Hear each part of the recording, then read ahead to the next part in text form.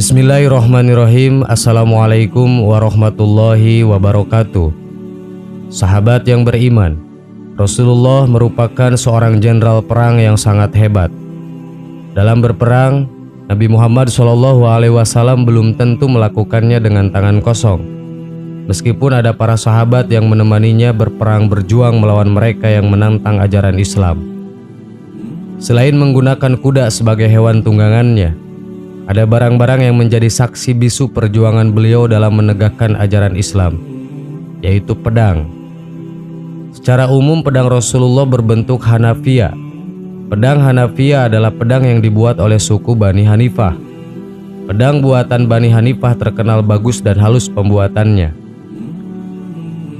Dalam buku Syama'il Muhammad SAW karya Imam At-Tirmidzi dijelaskan, terdapat beberapa jenis pedang yang digunakan oleh Rasulullah. Penasaran tentang pedang milik Nabi Muhammad SAW? 1.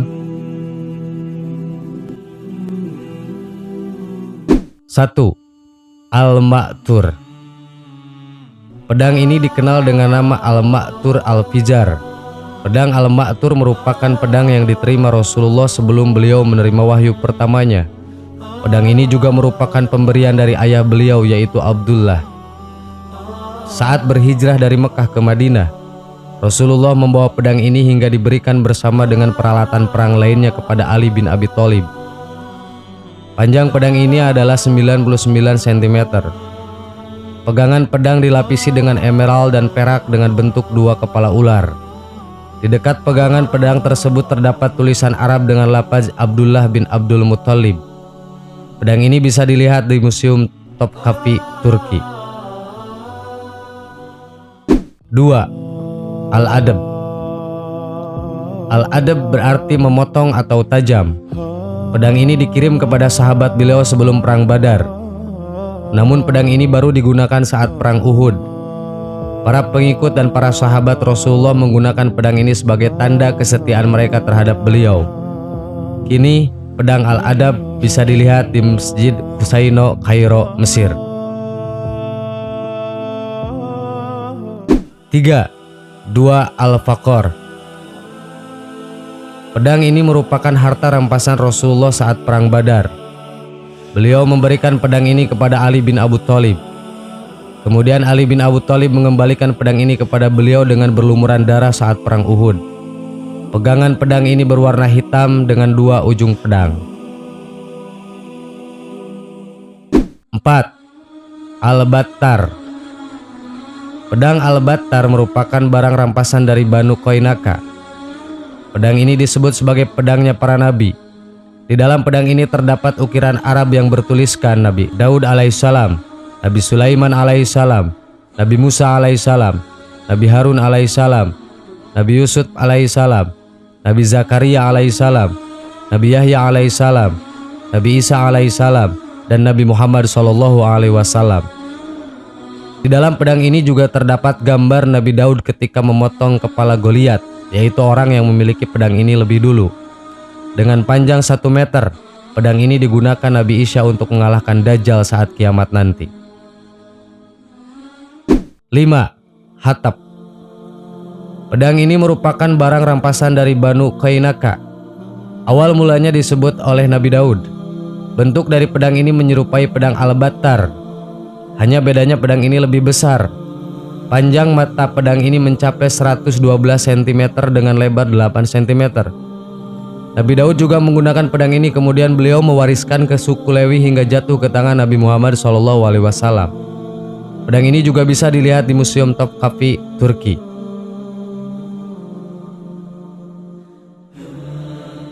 6. Al-Mikdam. Menurut riwayat, pedang ini diberikan Nabi Muhammad kepada Ali bin Abi Thalib. Kemudian beliau mewariskannya kepada anak-anaknya. Beberapa riwayat juga menjelaskan pedang ini merupakan barang rampasan yang didapat Ali bin Abi Thalib saat ia memimpin perang di Suriah. Panjangnya mencapai 97 cm dengan tulisan Jain al-Dina al-Abidin. 7. Al-Rasub. Pedang ini dijaga oleh keluarga Nabi Muhammad layaknya sebuah bahtera yang disimpan oleh bangsa Israel. dengan panjang 140 cm dengan terdapat lingkaran emas di pedangnya. Pedang ini dimuseumkan di Museum Topkapi Turki. Dalam pedang ini juga terdapat tulisan dengan lafaz Zafar al-Shodiq. 8. Al-Qadib. Bentuk bilahnya tipis. Pedang ini hampir mirip dengan tongkat. Pedang ini digunakan sebagai pertahanan saat berpergian tetapi tidak digunakan untuk peperangan. Di pedang ini juga terdapat lafaz syahadat. Panjang pedang ini mencapai 100 cm dengan wadah yang terbuat dari kulit hewan yang dicelup untuk menutupi pedang ini. 9. Qol'i. Beberapa orang menyatakan bahwa qol'i merujuk pada timah atau timah putih yang ditambang dari beberapa lokasi yang berbeda. Pedang ini juga salah satu dari 3 pedang rampasan dari Banu Qainaka. Ada juga riwayat lain yang mengatakan bahwa pedang ini didapatkan oleh kakek Nabi Muhammad SAW ketika pertama kali menemukan air Zam-Zam pertama kalinya. Pedang ini berukuran 100 cm dengan ukiran dalam tulisan Arab yang artinya, "Ini adalah pedang mulia dari rumah Nabi Muhammad SAW, Rasul Allah." Bentuk dari pedang ini juga berbeda dengan pedang pada umumnya. Pedang ini memiliki bentuk bergelombang. 10. Zulfikar. Pedang ini mulanya dipegang oleh Nabi Muhammad SAW. Kemudian beliau berikan kepada Ali bin Abu Thalib. Pedang dengan 2 ujung mata ini merupakan simbol jihad perjuangan Ali bin Abu Thalib. Sewaktu perang Uhud, Ali bin Abi Thalib lah orang yang paling gigih mempertahankan Nabi Muhammad SAW hingga terdengar suara malaikat Jibril yang mengatakan, "Tiada pedang selain Zulfikar, tiada pahlawan selain Ali." Sahabat yang beriman, itulah pedang-pedang yang menjadi saksi bisu perjuangan Rasulullah dalam menegakkan ajaran agama Islam. Allahu a'lam. Wassalamualaikum warahmatullahi wabarakatuh.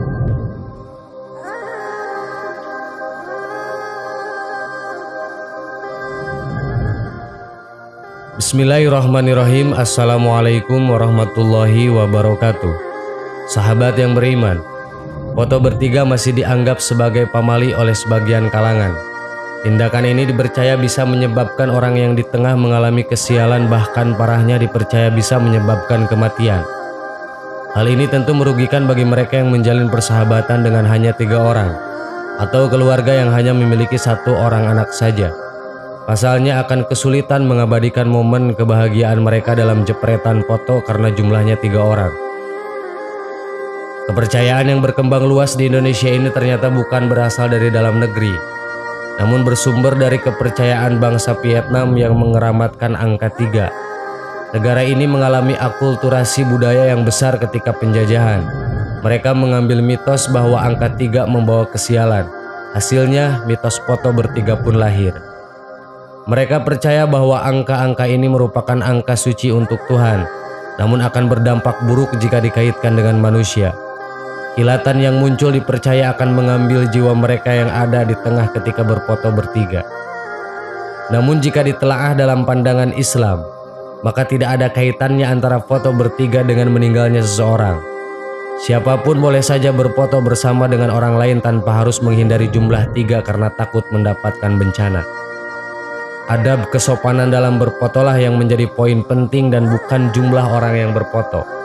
Bagi mereka yang mengumbar aurat saat sesi pemotretan tentu saja akan mendapatkan dosa yang pastinya akan dipertanggungjawabkan kelak.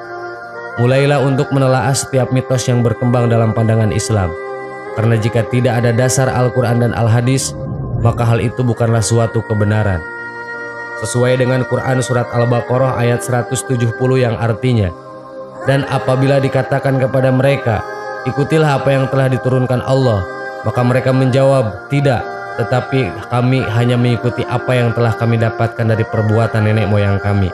Apakah mereka akan mengikuti juga, walaupun nenek moyang itu tidak mengetahui suatu apapun dan tidak mendapatkan petunjuk?" Quran surat Al-Baqarah ayat 170. Jika suatu ketika ada yang meninggal usai melakukan foto bertiga, maka hal tersebut tidak ada kaitannya dengan mitos ini. Hal ini terjadi karena memang ajalnya sudah menjemput dan harus kembali kepada Allah Subhanahu wa Ta'ala. Sahabat yang beriman, Semoga informasi ini bermanfaat dan menambah wawasan bagi kita semua. Amin. Wallahu a'lam. Wassalamualaikum warahmatullahi wabarakatuh.